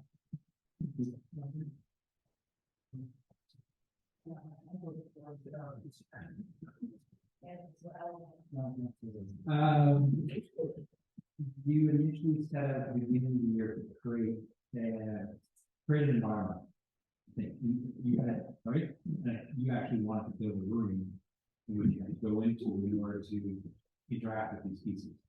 And again, in some of the broken records, we talked, class notes for the feedback and whatnot, and the idea that more can change and beginning or receptive to it. And where you are today, my overwhelming feeling is that with these pieces that brings you, I think this is what that's all I can say, but it brings you into the now. It brings you into the moment when and I'm engaged, and I'm sitting, and I'm looking at these pieces, and it doesn't erase everything else around me.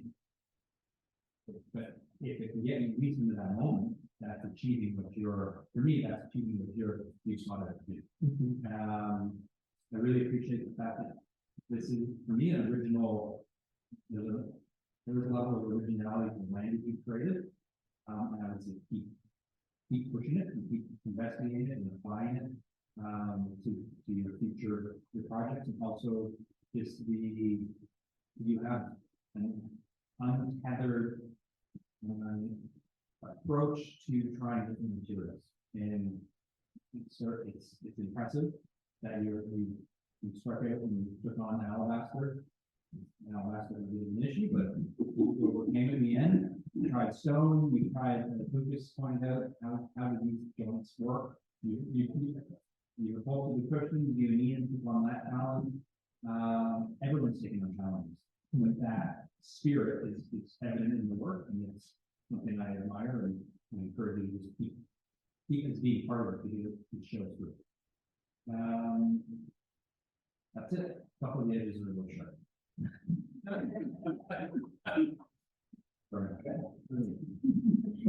But the one hard edge is not from the chair. Yes. Yeah.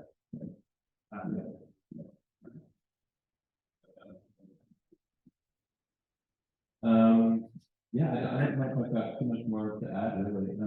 I mean, I think that like you were really clear in your presentation, and I think what is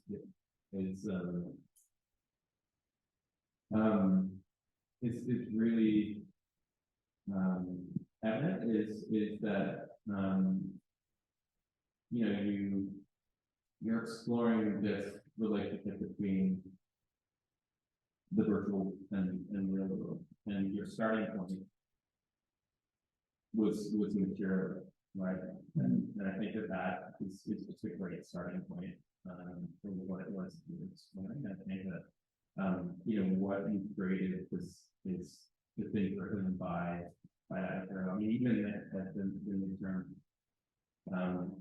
presentations that we had in December, like it was evident that those forms that were generating, that were starting to generate at that point, were coming out of that material. So, you know, I think that's, you know, it was kind of a great process to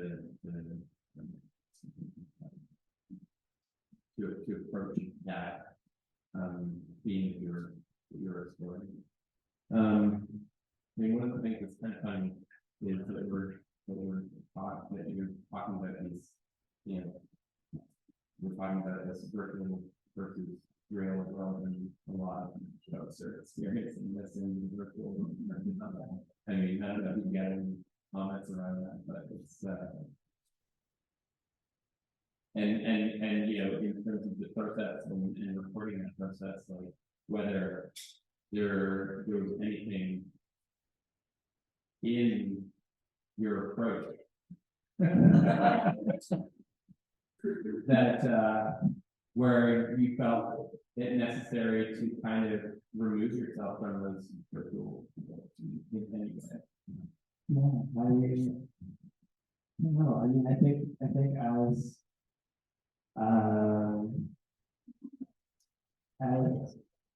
I went on to this project and I was thinking about these ideas, I think I definitely felt myself pulling back from,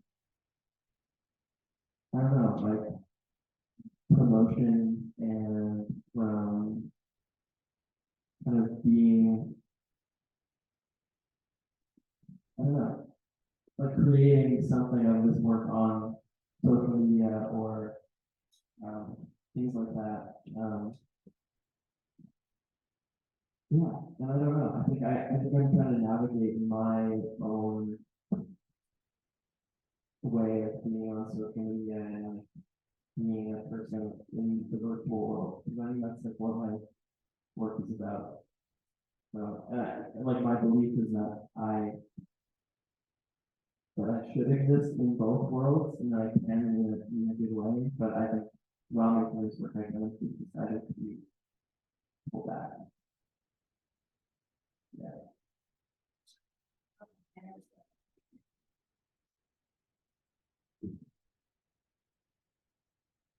Yeah, I just want to say, really, really great work. I really love the collection that you made. I think what stands out most for me is just the amount of consideration in the design, but also in fabrication. I think that really impressed me a lot. Just like honing in and fine tuning all the small details, like especially for your side table. The connections that came out really, really well. The transitions are real beautiful. And I think to me, that's what I'm attracted to the most is just the way you transition from piece to piece. And I know that was a big consideration, especially for the chairs. How are you going to handle that? And I think they turned out really, really great. And I think they just have such a gentleness to them. And I don't know if that was explicitly one of your goals, but it's really, really inviting. Just like lovely is not the great word, but it exudes like a warmth that I think is really awesome. So yeah, good job on that.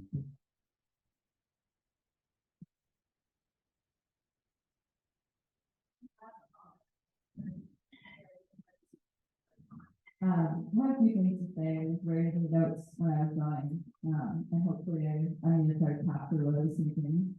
I think you took on an incredibly difficult theme. It's so vast and overreaching. I think one of the things that you did so differently is that you really captured in the aesthetics like time to imagine and read and dream, which are all like purely human qualities, and I see that like reflected in form, and then it kind of goes full circle where like you've done so much reading and research and introspection that like now these pieces have become places for reading and research and introspection. And you know, like, I want to sit on this chair and like, just spend the whole day like reading and thinking. And I think the fact that that's what you were doing when you created these pieces, it just creates this really beautiful like full of the form and the research all coming together. Yeah. Awesome. Yeah.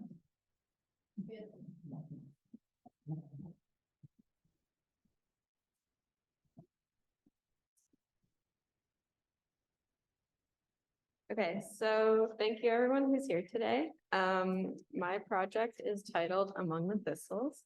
So a recap on my project. I know some of you are familiar with my concept, my classmates and Peter Lucas from last semester.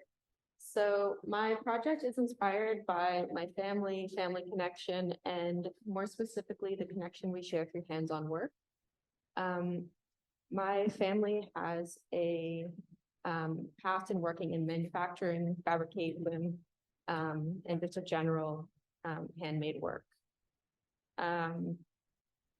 So my project includes different materials that reference the different areas that my family worked in, and I'll touch on those in a little bit.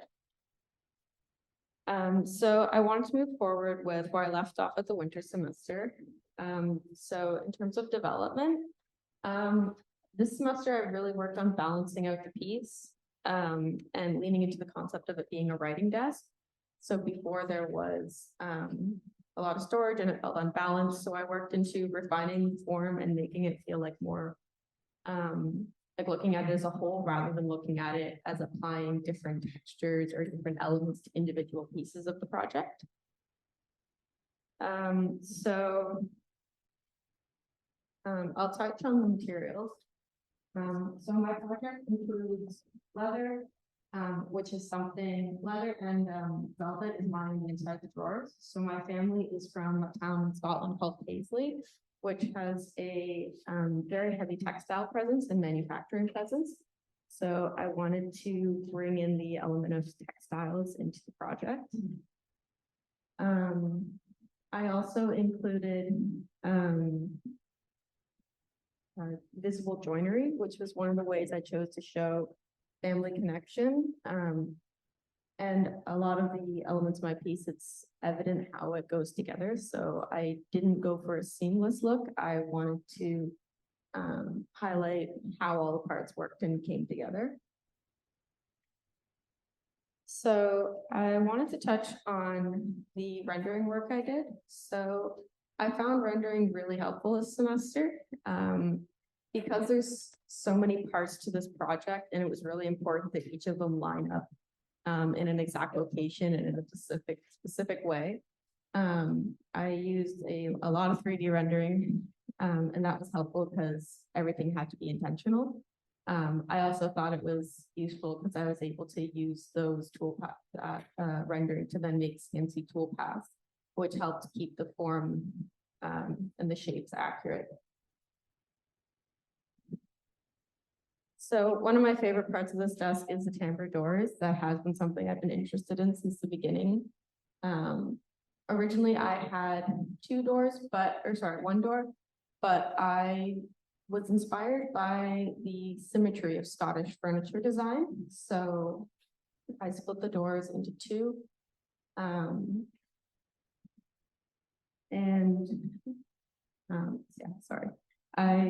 I split the desk in two, so it's very symmetrical. The timbre doors were a lot of fun to make, and it's something I haven't done before. So I really enjoyed the making process. So the slats are made with the rip and flip technique, and they're lined with a canvas backing, which I intentionally left visible because I wanted to show the method of fabrication, tying back into that textile presence and like hands-on work, the visibility of fabrication.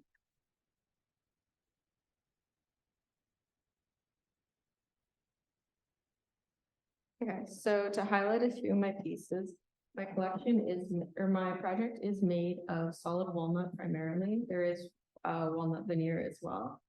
I included, since it is a writing desk, I did include hand-turned pens, fountain pens, and ballpoint pens. They're made from bloodwood and purple heart. I chose to make the fountain pens because it was something that when I had conversations with my grandparents, they really connected with it and they really liked the look of the mock-up I had done. And they said that it reminded them of something that they used back in Scotland when they were young. So, and I just really enjoyed the look, the aesthetic, and they were a lot of fun to make. So something I struggled with on this project was the hardware. Back in the fall semester, my intention was to go with your standard off of Lee Valley or wherever hardware, but after the critique, it was discussed that for such a personal project, the hardware needed to be a little more personal and less like it looked like it could come off the shelf. So I have explored a few options of hardware. I ordered some, and when they got here, I just didn't like the look of it. Nothing fit quite right. So I chose to bring in some CNC engraving, which is something I was interested in back in September, but I struggled in finding a place for it. So I chose to engrave the pattern of a thistle, which is the flower of Scotland. And I added some router details, and that is what I chose for the knobs. Otherwise, there is little to no hardware. The drawer slides are solid wood on all 5 of them. And the timbre, there's no track. There's no hardware. It's solid wood track. So this is a photo of my final project. That's it.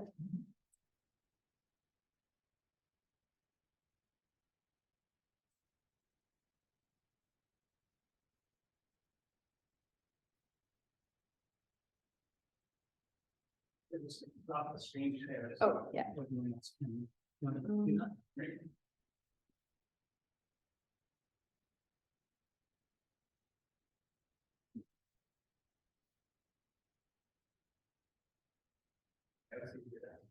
Yeah, of course. Please. There's ink in the panel too.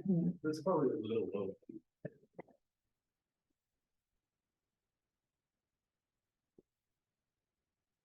There's internet, we can write it. Yeah. We can write it if you want, listen. Like leather. Thank you. Yes. Yes, a lot of times from the wall. But we talk about it in this space.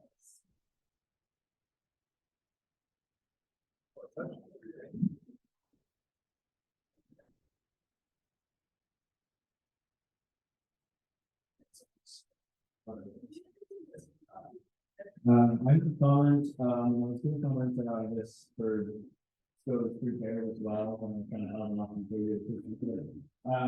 But just like watching, I mean, you've all grown a lot during the past 4 years.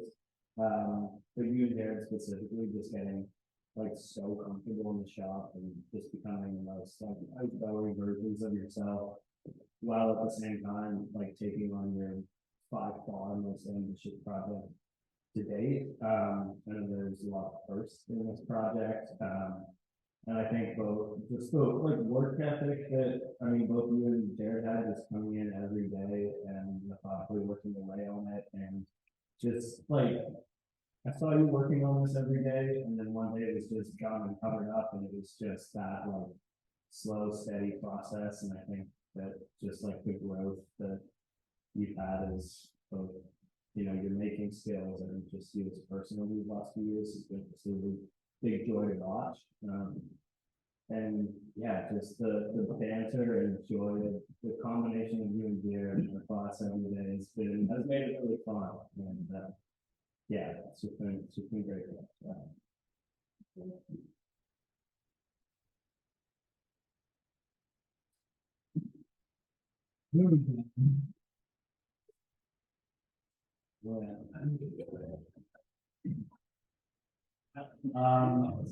Yeah, it was amazing to see part of my experience about how this is the first time making 10 doors and making doors so nice. And long ago, I remember you talking about how you were shy about it, so this was the first time and how you were intimidated. And it's really nice to see you, pushing through and just taking the challenge head on. Here we are, we have a functioning piece that you're able to achieve what you wanted. And again, going back to last year when we worked together on the project and seeing you here now, your fabrication skills have definitely improved. And just like Wayne said, all of a sudden, when they just come to the shop, and I just see this piece covered in blanket, and I'm like, you're done? You're done? Yeah, it's just an amazing feeling to have, seeing your accomplished piece. And yeah. Exactly. I am more than maybe.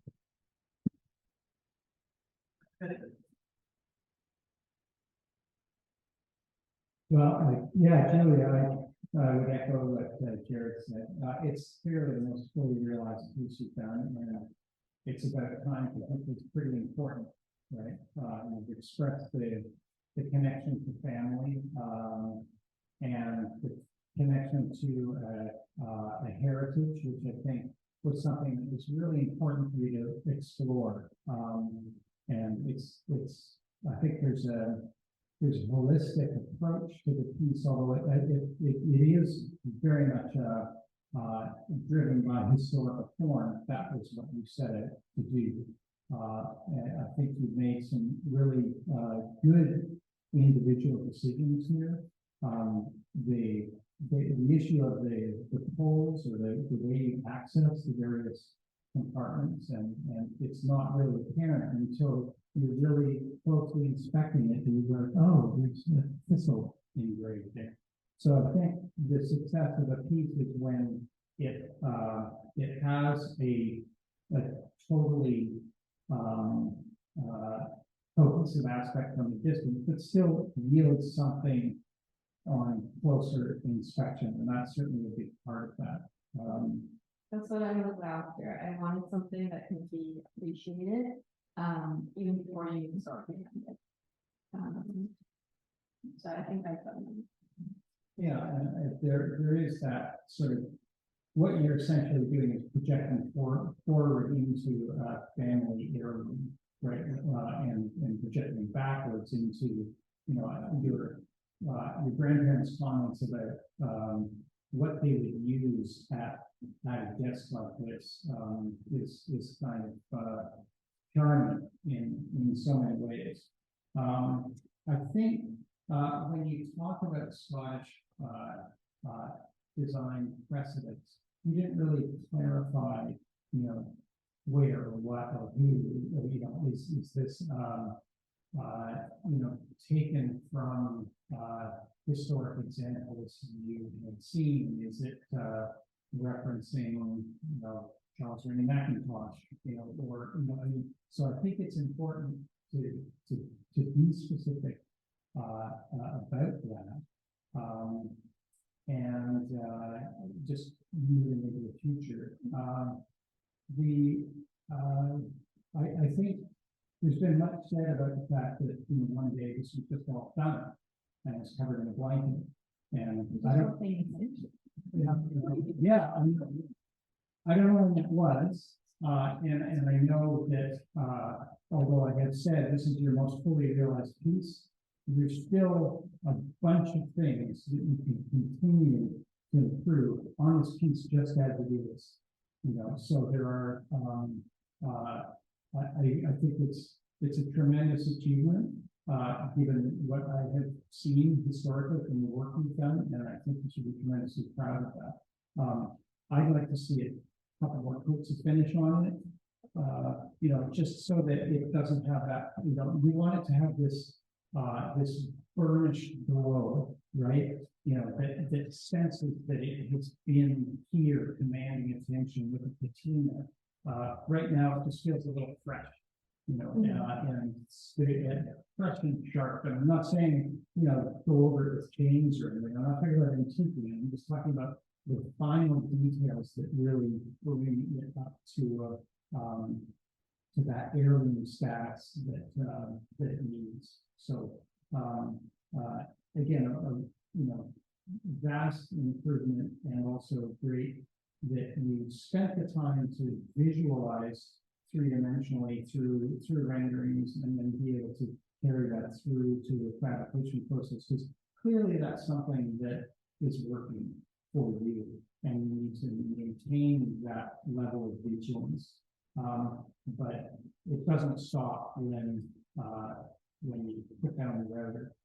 It's there's still little things that you need to attend to, and as you explore further your increased capabilities, you're going to look back at it and say, oh my God, I can't believe that I showed up in my final critique, and that was the state it was in. And I'm saying that because you will know in the future more, but where you're at now is a really great place to be, and I'm sure your family is overjoyed at what is coming along. So,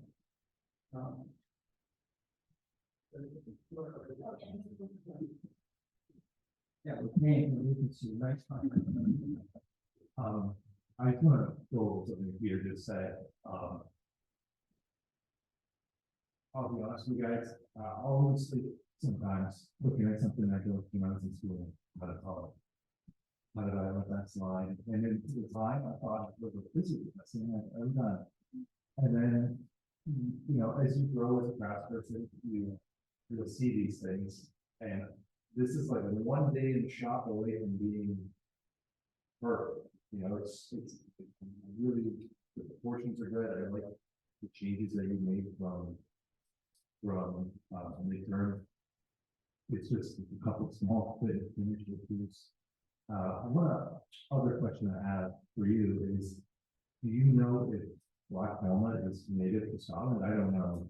And it doesn't matter, I'm just curious. No, I don't think it is. You It was you weren't here. Yeah. Versus your continuation of lineage.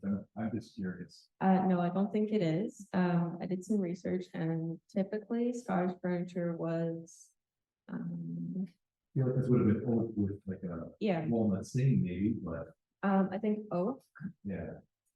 I think rosewood was also a popular material back in the day. Was that something you factored in when making your final design decision, or you just like set on one there? I took some time considering which species I wanted to use. I really love the look of the walnut and the color of the walnut, especially once the was on it.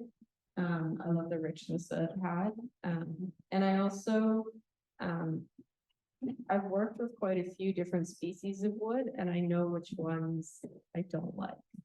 So, And also, great work on the hardware. I know that was something you were struggling with at the time, and you really made it your own. thank you.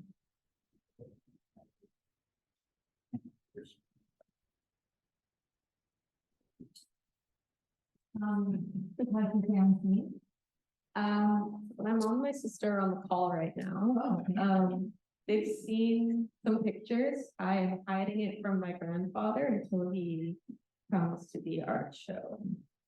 He's been bugging me for pictures since like last weekend when I was starting to say that I was just putting finishing touches on. And I sent him a picture of just the leg joint as a sneak peek. Obviously, as the woman was saying, you learned a lot on the steps, and it's a huge achievement for you in terms of developing the skill and having it. And of course, design is an iterative process, and I'm just curious if there are any things that you would change if you were to make another, or you would have done, or have more time, or you know, where in the process, what did you learn from this? I think there's things I would change about the way the sound part connects. So we did decide to change this so that the cameras are removable, which allows if there's any damage, this unit can just pop right out without having to pop with us. This is put together with panel connectors, these connections here. And this was really difficult to line up because you have to be perfect with the panel connector or it's off just a little bit. So I think I would look into a new way looking at that. A lot of those things have to do with its fabrication, but in the design, those have to do with fabrication, but you can. I had some pretty happy with it. Yeah, I would probably change some of the ergonomics at the height of it, for example. It feels low. I know it isn't roughly the standard for a desk, but it was a challenge to incorporate the floors at the bottom along with the height, because to keep it at a standard desk height and then have those floors at the bottom was a little difficult. So I think I'd probably spend more time paying attention to that. Those sides of the windows.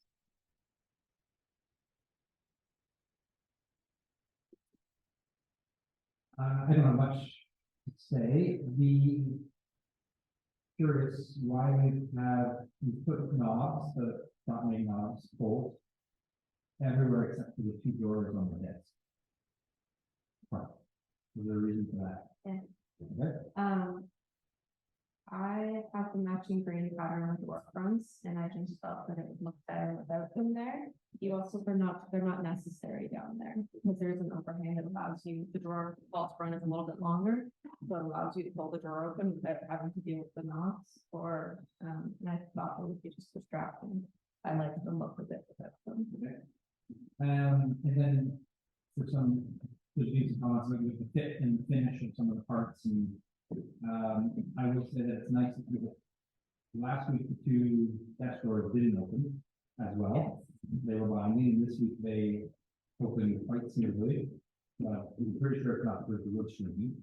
So we've done something, which is great. So there is, you have that, we talked about it, but you've also followed through on it. So you still have the ability, even though there's finish on this project, to continue to, as one of the small doors in all three of them. So there is, you still have that opportunity to, as Peter said, and this is going to take it just that one next step. And I agree the finish feels, what is it? Is it It's reveal monocoat, that's why there's only one coat on it, right? because it's monocoat. I use the Rubio product Yeah, and I do not believe that it's a market. okay. So, yeah, it's not. Okay. So definitively, you can buff this with a 3M pad. I did, I was like seconds away from putting a new coat on, but Yeah. that happens, so. But in terms of what you set out to do at the beginning of the year, you actually, I think you came to school saying, I'm going to roll about this. Yeah. Right?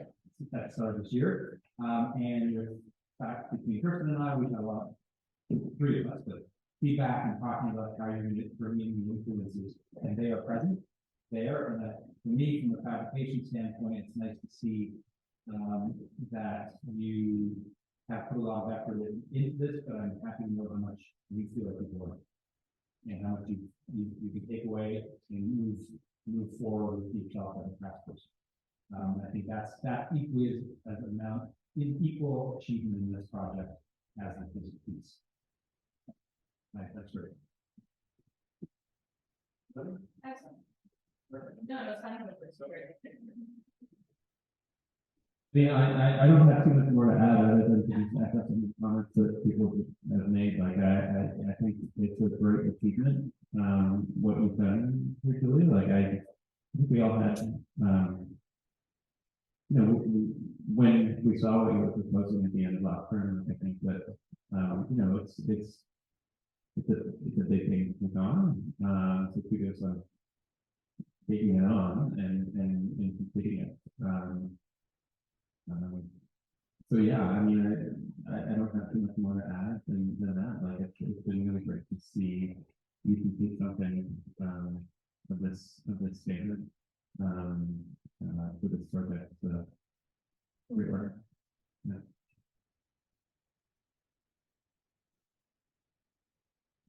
Okay, I'll leave. Bye, Dan. I did. Um, I think in your the form of the test, really suggests, like I can tell how proud you are of your heritage. It's kind of like intelligent and authoritative and warm and big. And I love that about it. I think if you're going to explore your heritage in your career, I think would be amazing because I think it comes so naturally to you. Definitely continue to think about the material history of Scotland. I know like one of the things that I forgot that you mentioned Paisley, where your family's from. And yeah, like one of the things about Paisley is that the like, physical woven cloth like doesn't like I think there's one person manufactures it. Other than that, Paisley has become like a print.